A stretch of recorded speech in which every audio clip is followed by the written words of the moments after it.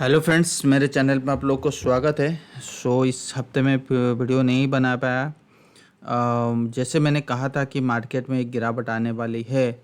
जिसने मेरा पिछला वीडियो और मेरे ट्विटर चैनल पे ज्वाइन नहीं किए वो जाके ज्वाइन और सब्सक्राइब कर लीजिए। तो इंस्टेंट न्यूज़ मिलने वाला है। तो जहाँ पे वीडियो देखो वीकली में एक बार बनता है, बट उससे पहले क्या है कि मैं बोल देता हूँ। चलो, इस मार्केट में अभी जो मार्केट में एक गिरावट आया तो ये कहाँ से आया? ये आया है जापानी मार्केट में। ऐसा क्या हुआ है, जैसे आप लोगों को सब पता है कि ऐसा क्या हुआ है। बहुत लोग वीडियो बना चुके हैं इसके ऊपर। फिर भी ये मेरा चैनल है तो मेरा फ़र्ज़ बनता है कि इसके ऊपर मैं एक रिव्यू बना लूँ और जो है वो रियलिटी के बेसिस पे दिखाऊं, राइट? और उस बेसिस पे एनालिसिस करो। और मार्केट में देखो, जापान में अभी इतने सालों के बाद अगर मैं यहाँ पे आपको इंटरेस्ट रेट दिखाऊँ आपको जापान का, तो ये देखो लगभग जीरो था यहाँ पे। और ये जीरो कब आया? 1999। ये देखो 1999, ठीक है ना। तो वहाँ से इंटरेस्ट रेट कंटिन्यूसली एक बार उसने बढ़ाया था, उसके बाद एक ने बढ़ाया अगस्त 2006 में, या फर्स्ट जो जनवरी 2007 मान के चलो। और उसके बाद 2007 में और एक बढ़ाया था। और उसके बाद जो डिक्रीज किए थे वो नवंबर 2008 मतलब 2009 में ही कट किए थे। तो कहने का ये मतलब है कि मार्केट जब फॉल हुआ था तो उनकी मार्केट बहुत बड़ा रिसेशन पे था, जैसे सभी को पता है। और यहाँ से कंटिन्यूसली उसने जीरो में रखा और जीरो के बाद उसने बढ़ाया 0.25% के बेसिस पे, फिर उसमें डाउन किया। तो हमें ये देखना है कि इस सिनेरियो में क्या हो रहा था और इस सिनेरियो में क्या हो रहा है। देखो, जब उनकी मार्केट 0% का इंटरेस्ट रेट था तो ये सिंपल सी बात होती है कि वहाँ पे लोन, वहाँ से पैसा लो और बाहर की मार्केट में लगा लो। नंबर वन ये होता है। दूसरी चीज़ है कि वहाँ से पैसा लो, अपनी कंपनी में लगा लो। तीसरी चीज़ होता है वहाँ से पैसा लो और जो उनकी कंपनी है, उनकी म्यूचुअल फंड इंडस्ट्री है या उनकी जो है, तो ये क्या है, काइंड ऑफ मतलब फ्री का मनी हो जाता था। और लोगों के लिए बर्डन नहीं था कि मुझे इतना इंटरेस्ट जो हाई रेट है उस बेसिस पे मुझे कहीं पे करना है। मतलब वो सेफ इन्वेस्टमेंट काइंड ऑफ था। मतलब जहाँ पे बॉन्ड्स में आपको गारंटेड प्रॉफिट था तो बैंक से लोन लाओ और बॉन्ड खरीद लो, ये होता था। तो इससे क्या है ना, लोगों को प्रॉफिट मिलता था और बहुत अच्छा हो रहा था। बट यहाँ पे क्या है ना, ऐसे करने से क्या होगा, इकोनॉमी कभी ग्रो हो नहीं पाएगी। क्यों नहीं पाएगी? क्योंकि जब आपको बैंक के पास पैसा नहीं होगा, बैंक के पास पैसा आएगा। देखो, उनके पास जब इंटरेस्ट आता है ना, हमारे यहाँ पे 6% इंटरेस्ट रेट, बैंक लोन, ये सब जो इंटरेस्ट होता था, ये जब बैंक कमाता है ना तो वो उतना रिस्क उसके लिए बढ़ जाता है और उतना वो देने के लिए सक्षम हो जाता है लोगों के। अच्छा, तुम्हें टू व्हीलर लोन चाहिए, तुम्हें घर बनाना है, तो इससे क्या होता है ना, कंपटीशन मार्केट आती है और बैंक और पैसा देने की तैयार हो जाता है। देखो, पैसा जो देने के तैयार होते हैं वो तो प्रिंटिंग मनी नहीं होता, उसके अगेंस्ट में भी हमारे पास डेप्ट होने, मतलब बॉन्ड्स होनी चाहिए, गोल्ड होना चाहिए, सिल्वर होनी चाहिए, डॉलर होनी चाहिए, तब जाके आप मनी प्रिंट कर सकते हो। वैसा करोगे तो क्या होगा, इन्फ्लेशन हाई हो जाता है। ठीक है, उसके लिए सर्टन रूल होती है और वो सर्टन रूल को हमें फॉलो करना पड़ता है, सिंपल, ठीक है। और यहाँ पे क्या हुआ था कि लोगों ने एक काइंड ऑफ बहुत सालों से क्या हुआ था, ये देखो, अगर आप देखोगे 2000 से लेके अभी 2007 से लिया 2 साल हुआ, फिर एकदम से 0%, फिर ये एकदम से 2024 में 0.25 बेसिस में इंक्रीज किया। मतलब जहाँ पे पूरी वर्ल्ड की मार्केट, चाहे यूएस हो, इंडिया हो, कोई भी मार्केट हो, जहाँ पे इंटरेस्ट रेट कट करने की बात हो रही थी, यहाँ पे इंटरेस्ट रेट बढ़ाने की बात हुई। और इससे क्या हो ना, डायरेक्ट इम्पैक्ट कहाँ आने लगा, पूरी उनकी जो मार्केट है ना, निकी है, उनकी जो पूरा इकोनॉमी सर्कल है, वहाँ पे इम्पैक्ट आने लगा। और इससे इम्पैक्ट नॉर्मल सी बात है, मैंने बहुत बार बोल रखा हूँ, जो मार्केट होता है ना, स्टॉक मार्केट, वो डिस्काउंटेड एक मैकेनिज्म है कि वो आने वाले टाइम पे क्या होना है वो आज ही घट के चलता है। अगर आप इसी चार्ट को देखोगे तो ये क्या है ना, जब जब interest rate cool down zero के आसपास था तब से ये बढ़ना चालू किया, तब से बढ़ रहा था बढ़ रहा था बढ़ रहा था। तो दैट मीन्स कि इसको अगर मैं एक्सपेक्टेड हो या अनएक्सपेक्टेड हो डज नॉट केयर, मार्केट अगर इंटरेस्ट रेट बढ़ाए तो इनमें इनकी मार्केट में इफेक्ट आएगा ही आएगा। तो इसका एग्जांपल लेते हैं एक बार। ये देखो 2006 अक्टूबर 2000 यहाँ पे इंटरेस्ट रेट बढ़ा है, ठीक है ना। ये देखो बढ़ा है 2007 में भी बढ़ा है। उसके बाद मार्केट में देखो कि किस टाइप की क्रैश आया था। बट उससे पहले आपको क्या देखना है, यहाँ से लेके यहाँ तक पूरी जीरो के बेसिस पे था पूरा, ठीक है ना। तो यही आपको देखना है। तो यहाँ क्रैश होने का मतलब होता है पूरी उनकी करेंसी इकोनॉमी के ऊपर प्रेशर आया, तो जो वो सारे वर्ल्ड मार्केट के ऊपर इफेक्ट आया है। अभी अगर आप देखोगे पूरी वर्ल्ड मार्केट की जो जीडीपी टू मार्केट कैप है, जैसे मैं यूएस की बात की करूं तो 180% की है, तो which is not a good thing. और इंडिया की है 150%। तो इस टाइप की माहौल में जहाँ पे कंफर्टेबल टाइमिंग नहीं है, जहाँ पे आपके अनएम्प्लॉयमेंट बढ़ रहा है, जहाँ पे आपकी जीडीपी आपकी स्टॉक मार्केट की वैल्यू जीडीपी से ज़्यादा हो रहा है, नियर अबाउट 200% है, तो कहीं ना कहीं वो एक इंडिकेशन देता है कि मार्केट स्लो डाउन होने के लिए। तो इस टाइप की फियर अगर एक डेवलप्ड मार्केट में आता है तो नॉर्मल सी चीज़ है, इस टाइप की सेलिंग आएगी। जो चीज़ हमने देखा कि उनकी मार्केट में किस बेसिस पे एक बार सेलिंग आया। अगर मैं इस चीज़ को डेली चार्ट में दिखाऊं तो ये चीज़ देखो डेली चार्ट में, ये देखो पहला कितना परसेंट, 5-6%, कल का जो है 12%, और आज जो है 10% के ऊपर तेजी हुआ, क्योंकि आज उनकी कोई मीटिंग वगैरह है, बैंक मीटिंग, तो उस बेसिस से जापान का, तो उस बेसिस से 10%।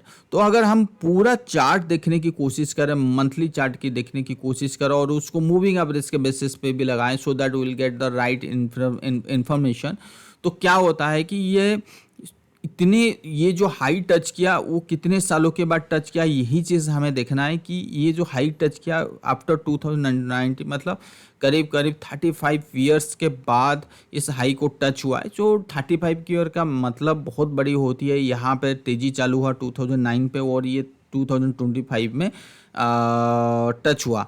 तो इसका यह मतलब अगर यहाँ पे ट्रेंड चेंज होता है, अगर ये यहाँ पे ट्रेंड चेंज होता है, हमें ये देखना है कि ये ट्रेंड चेंज होता है, तो कम से कम आपको 2009 से 2025 ये जो हमारा 25 ईयर्स है, तो करीब 10 ईयर्स के आसपास आप मान के चलो एक काइंड ऑफ प्रॉफिट बुकिंग जो आ सकती है।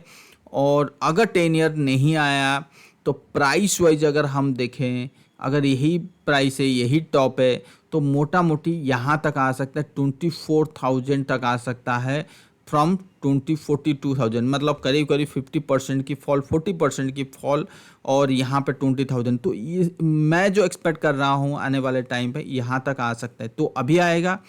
बिल्कुल नहीं, अभी नहीं आएगा। We have to wait some more time, then will think कि हाँ आएगा नहीं आएगा। मैंने बहुत बार इसके ऊपर वीडियो बनाया था डेली चार्ट के बेसिस पे।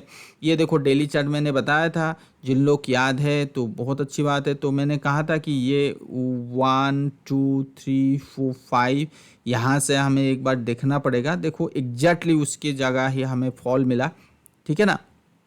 अगर मैं बड़े लेवल में चार्ट दिखाऊं आपको, ये इस लेवल पे चार्ट दिखाऊं, जो ट्रेंड यहाँ से चालू हुआ था, तो वो जो कंसोलिडेशन, तो मेरा मानना है कि ये जो फॉल आया है अब कुछ दिनों के बाद ये कंसोलिडेशन अच्छा खासा चलेगा। उसके बाद एक जो तेज़ी होगी और लास्ट तेज़ी होगी यहाँ से जो ट्रेंड चालू हुआ था। तो इतनी आसानी से जो 25 साल का जो तेज़ी है यहाँ पे फ्रॉम 2009 से जो बात कर रहा हूँ, जो 25 साल का तेज़ी है वो एकदम से यू टर्न नहीं होने वाला है, ये चीज़ जान लो।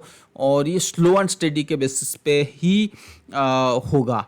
सो ये चीज़ ठीक है। ये निकी में, अभी तो निकी में यहाँ से मैं ऊपर की तरफ देख रहा हूँ, एकदम से बिल्कुल नहीं, क्योंकि एकदम से जो फॉल आया, तो यहाँ पे कुछ समय तक कंसोलिडेशन हो, उसके बाद अगर तेज़ी हो बहुत अच्छी बात है। बट मोटा मोटी मुझे लग रहा है कि यहाँ से नीचे के भाव से एक बार तेज़ी हो जाना चाहिए। ठीक है, उसके बाद हम आते हैं जो उनकी जो करेंसी है, जो करेंसी एकदम से गिरा, तो करेंसी में गिरावट आती है तो इकोनॉमी के ऊपर प्रेशर तो आता ही आता है। और हम एक बार करेंसी को चेक कर लेते हैं कि करेंसी कहाँ खड़ा है कहाँ नहीं। अगर इसकी मंथली चार्ट के बेसिस पे जाते हैं तो मंथली चार्ट एग्जैक्टली वही चीज़ कह रहा है जो उनकी स्टॉक मार्केट की प्राइस सेक्शन कह रहा है। देखो जो मंथली चार्ट है, मुझे भी लग रहा है कि मंथली चार्ट ये कह रहा है कि यहाँ पे कुछ समय तक 1-2 महीने के लिए यहाँ तक आ सकता है, उसके बाद हमने 170 तक आराम से जा सकते हैं। उसके बाद देखते हैं क्या हो सकता है क्या नहीं। तो करेंसी एग्जैक्टली वही चीज़ कह रहा है कि नीचे से बाय ऑन डिप्स की स्ट्रैटेजी अप्लाई कीजिए अगर आप यूएसडी जापानी में ट्रेड कर रहे हो। अभी फ़िलहाल नहीं है, अभी थोड़ी दिन के लिए वेट करो, बस थोड़ा बहुत नीचे आने दो, उसके बाद बाय ऑन डिप्स की स्ट्रैटेजी अप्लाई करो। ठीक है ना। और ये था जापान के ऊपर व्यू।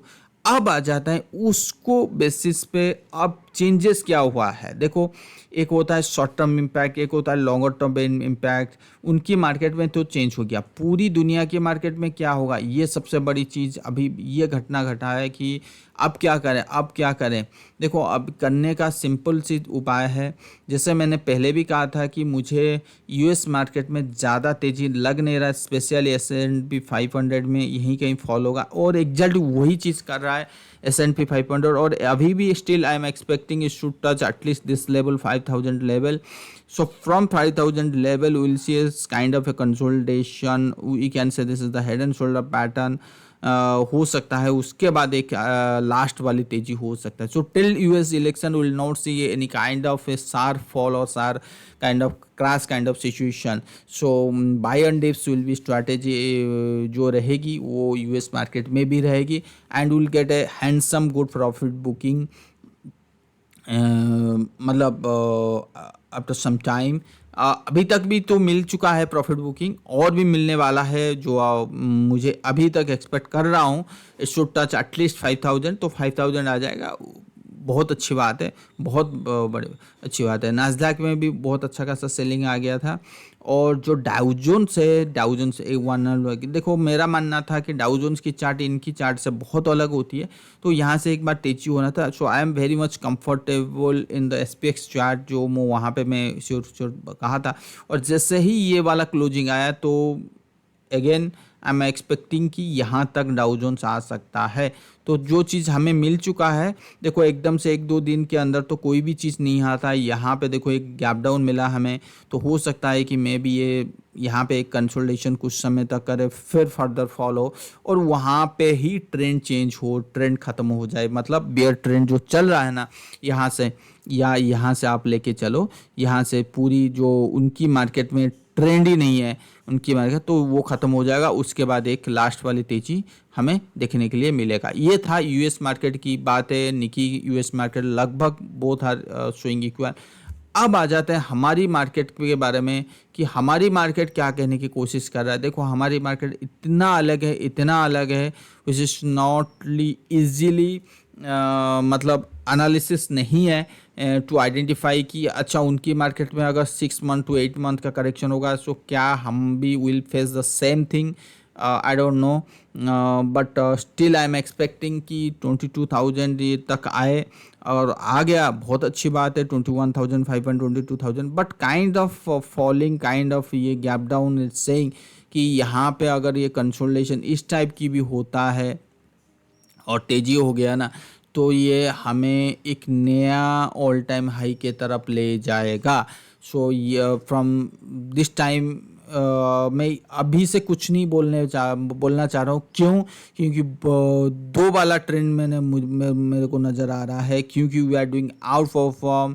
इतना बड़ा फॉल हो गया यूएस मार्केट, इतना बड़ा फॉल हो गया पूरी चाइना में, इतना बड़ा फॉल हो गया पूरी वर्ल्ड मार्केट में, निकी में, बट हम वहाँ पे नहीं गए। कहाँ पे हम लोग 25,000 चल रहा था, अभी 24,000, ओनली 1,000 रुपीज़ का फॉल हुआ है, 1,000 पॉइंट का। सो दैट मीन्स कि ये क्या कहने की कोशिश कर रहा है। देखो, हमें दो तरह की नज़रिया है। अगर ये कंसोलिडेशन इस टाइप की हुआ, ठीक है, और उसके बाद हमें ब्रेकआउट मिला तो एक अच्छी नया रैली ट्रेडिंग के लिए बन जाएगा। अगर नहीं हुआ ये कंसोलिडेशन और ये कंसोलिडेशन ऐसे हुआ और ये फर्दर फ्रेश ब्रेकडाउन हुआ तो कहीं ना कहीं यहाँ पे ख़त्म होगी। जो चीज़ मैं कह रहा हूँ 21,500 से लेकर 22,000 यहाँ तक आ गया, यहाँ पे आ गया तो अब बहुत अच्छी बात है। यहाँ पे इन्वेस्ट करके फर्दर जो टारगेट होना चाहिए वो है 27 से 28,000। बट यहाँ से रैली करना चालू किया, यहाँ से यू टर्न होना चालू किया अगर Indian market, so I am not looking for the 27-28 kind of, क्योंकि इतना बड़ा टारगेट अचीव करने के लिए मार्केट को छोटा सा नहीं तो एक अच्छा खासा प्रॉफिट बुकिंग होनी चाहिए, क्योंकि इसको मैं मानता ही नहीं हूँ कि प्रॉफिट बुकिंग तो वो चीज़, क्योंकि we are doing outperform. तो अगर इंटरनेशनल मार्केट में संभाल लिया तो हम भी संभाल लेंगे, अगर इंटरनेशनल मार्केट नहीं संभला तो हम 22,000-21,500 तक बढ़ सकते हैं। तो दो क्राइटेरिया है। सो विल नॉट, अगर आप यू आर थिंकिंग कि क्या करूं, जहाँ पे मार्जिन ऑफ सेफ्टी स्टॉक अच्छा लग रहा है तो वहाँ पे इन्वेस्ट कीजिए, चाहे लॉस हो चाहे प्रॉफिट हो, don't care, just hold it कि टिल ईयर्स इलेक्शन तक होल्ड करो। और आपको यहाँ पे जो बैंकिंग स्टॉक है ना उसमें दबाव आ रही है, और मुझे जो लगता है अगला जो तेजी आने वाला है वो आने वाला है from bank Nifty banking stock. So I am not sure कि यहाँ से एक बार कल को ऊपर की तरफ जाए फिर फर्दर ESS से आए, तो यहाँ से जो भी यू टर्न होगा ना तो याद रखिए वो bank Nifty will get to handsome reward.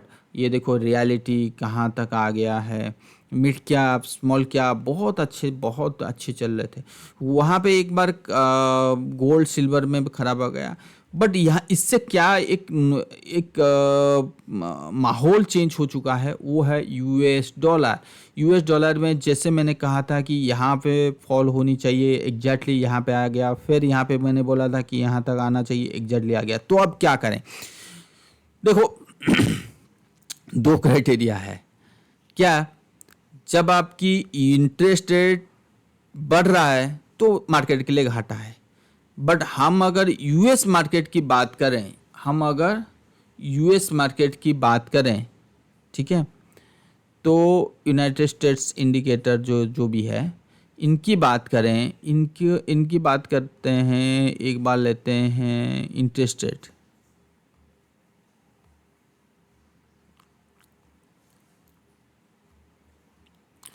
US market का इंटरेस्ट रेट कहाँ है, यहाँ पे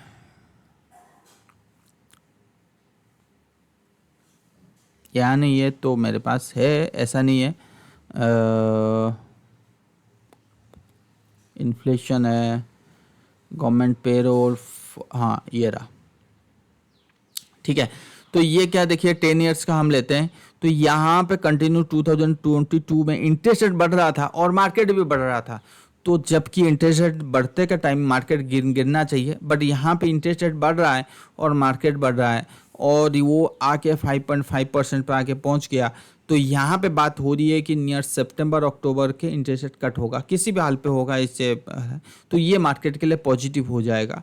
मुझे नहीं लगता कि मार्केट के लिए पॉजिटिव होगा, ये मार्केट के लिए नेगेटिव होगा अगर इंटरेस्ट रेट बढ़ रहा है। क्योंकि इंटरेस्ट रेट कट हो रहा है। जनरली इंटरेस्ट रेट कट होना मार्केट के लिए पॉजिटिव होता है, बट मेरा मानना है इंटरेस्ट रेट कट होना मार्केट के लिए नेगेटिव इसलिए होगा क्योंकि स्टॉक मार्केट डिस्काउंट मेथड के बेसिस पे मार्केट ऑलरेडी रिएक्ट कर चुका है। मतलब जहाँ पे गिरना चाहिए था, जहाँ पे कंसोलिडेशन चाहिए था, उसने उस जगह में बहुत अच्छी प्रॉफिट बनाया, बहुत अच्छी ऊपर की तरफ रैली की। तो जैसे ही मार्केट में एक छोटा सा करेक्शन इंटरेस्ट रेट कट होगा तो यकीन मानिए मार्केट में एक नया ट्रेंड डाउनवर्ड की तरफ चालू होगी। तो ये था इंटरेस्ट रेट के बेसिस पे। दूसरा ये अगर मैं बात करूं जो यूएस मार्केट की जो तेज़ी अभी कंटिन्यू हो रहा है, अभी जो 4th वेव चल रही है उसके बाद जो फर्दर तेज़ी होगी, तो नॉर्मल सी चीज़ है कि 2 साल की तेज़ी कहीं ना कहीं रुकने वाला है। तो ये मान के चलता हूँ कि अगर उनकी इक्विटी मार्केट नीचे आने वाली है, इंटरेस्ट रेट कट होगा, तो उसका डायरेक्ट बेनिफिशियरी क्या किसको होनी चाहिए, डॉलर को होनी चाहिए। तो बहुत बार मैंने भी बहुत पहले यही भी कहा था कि ये डॉलर की जो रेंज है ना 106 और जो नीचे का है वो 101, अगर जिनने नहीं देखा। और यहाँ पे मैं भी अभी भी मानता हूँ कि यहाँ पे अगर आप पैटर्न वाइज देखोगे so swing some kind of head and shoulder pattern, तो ये कह रहा है कि अगर 101 के नीचे आया तो बहुत बड़ी फॉल हो सकती है और इक्विटी मार्केट के लिए तेजी हो सकता है। बट अभी तक नहीं आया, अभी तक नहीं आया, आएगा तो ही मानेंगे, कंफर्मेशन आएगा, अभी तक नहीं आया।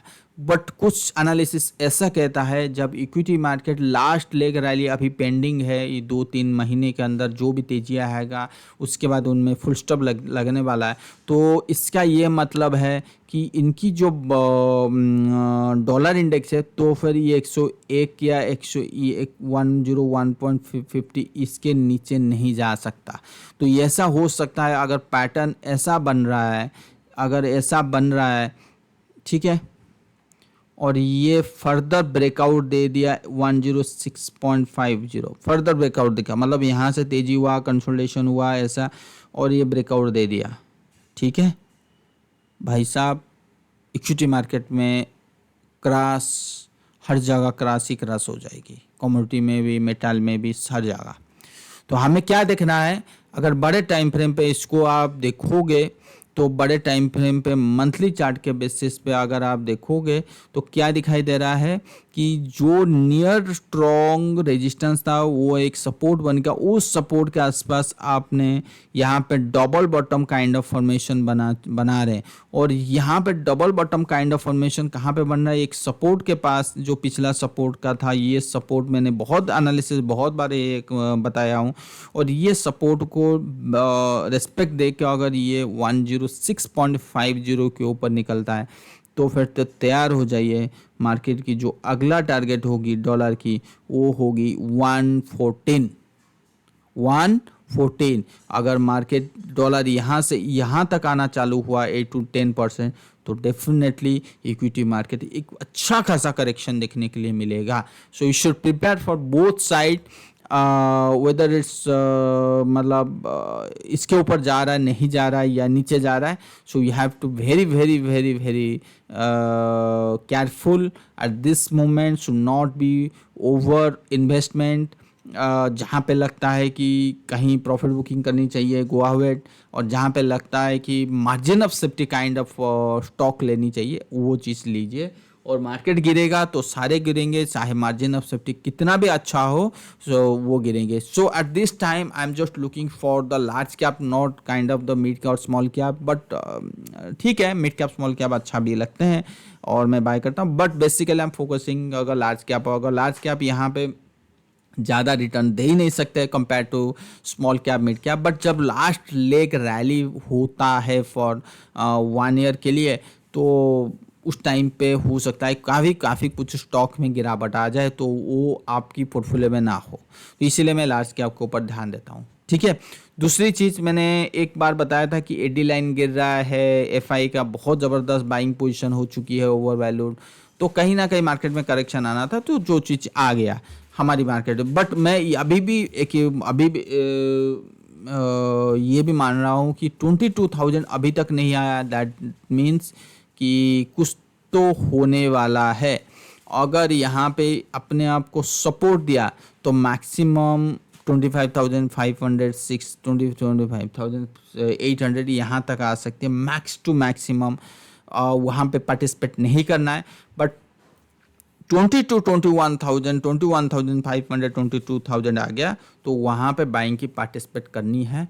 अच्छा खासा चाहे वो मिड कैप हो चाहे वो लार्ज कैप हो, इन दोनों में पार्टिसिपेट करनी है। और निफ्टी में स्मॉल कैप में बिल्कुल नहीं, और ये चीज़ है। तो ये था मेरा निफ्टी के ऊपर व्यू, पूरी वर्ल्ड मार्केट के ऊपर व्यू। चलो देख लेते हैं 500 भी क्या कहने की कोशिश कर। Any time we will see kind of, ये भी है, वही चीज़ कह रहा है कि बजट जो इलेक्शन का लो था वहाँ तक आनी चाहिए या वहाँ के आसपास आनी चाहिए, तो वहाँ आ भी जाता है पूरी अगस्त मंथ में, तो वो बहुत अच्छा हो जाएगी मार्केट के लिए। और एक अच्छा खासा जो प्रॉफिट बुकिंग सिनेरियो चाहिए था वो भी मिल गया, सब कुछ मिला, उसके बाद एक तेज़ी आना चालू हो जाएगा। तो ये था पूरी मार्केट के ऊपर व्यू। तो आशा करता हूँ वीडियो पसंद आया होगा और उस बेसिस पे आप अपनी रणनीति जो है वो बना सकेंगे और बाकी वीडियो पसंद आया लाइक सब्सक्राइब जरूर कीजिए, दोस्त लोग के साथ शेयर कीजिए। Thank you.